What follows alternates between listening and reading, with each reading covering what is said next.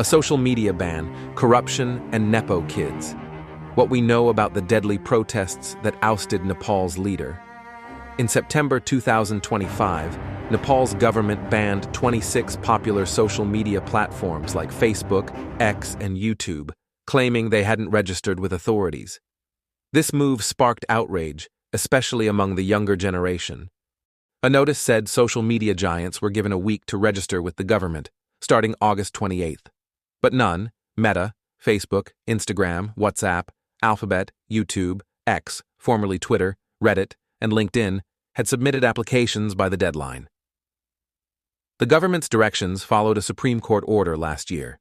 The social media giants had been asked to establish a point of contact and name a resident grievance handling officer and compliance officer.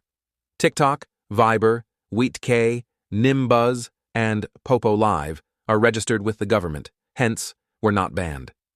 Applications from Telegram and Global Diary are being examined, it is learnt. A report in the Kathmandu Post puts the number of Facebook users in Nepal at around 13.5 million and Instagram at around 3.6 million. Many rely on social media for their business. As the social media platforms went down in Nepal, those affected started protesting. The demonstrations against social media ban then snowballed into an anti-corruption protest. Corruption and nepotism, generational anger. Corruption has plagued Nepal's politics for years.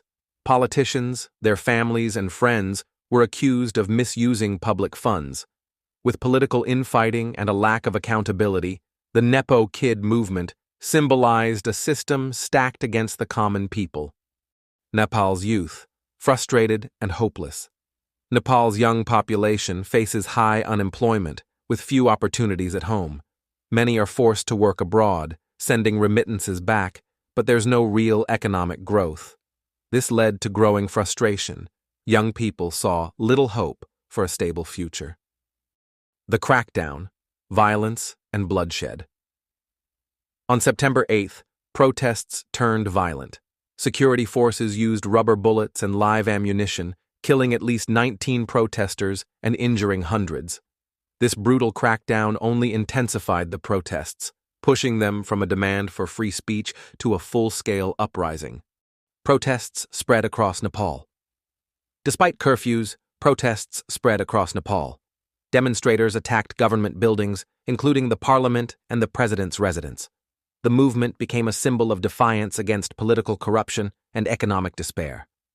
KP Sharma Oli resigns. Under immense pressure, Prime Minister KP Sharma Oli resigned on September 9th. Several other ministers followed suit. The country's political crisis deepened, with no clear path forward for stable governance. Army takes charge. In the wake of political chaos, the Nepali army announced it would step in to restore order. The country was at a crossroads, with the military assuming control as the government lost its grip on power. The protest leaders, largely from Gen Z, issued non-negotiable demands, such as mass resignations from corrupt officials and the holding of new elections. The fight for a more accountable government was far from over.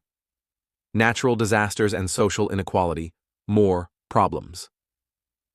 Natural disasters like earthquakes and floods further strain Nepal's already fragile infrastructure. Social inequality remains a significant issue, with marginalized communities still excluded from political and economic life. Future of Nepal uncertain. With mass protests demanding fundamental change, Nepal faces an uncertain future. Will a new government emerge, or will the cycle of corruption and instability continue? The youth's message is clear. They're ready to fight for a better, fairer Nepal. What's next for Nepal? Does the tech giants lead the conflict, or its internal corruption? Leave your thoughts below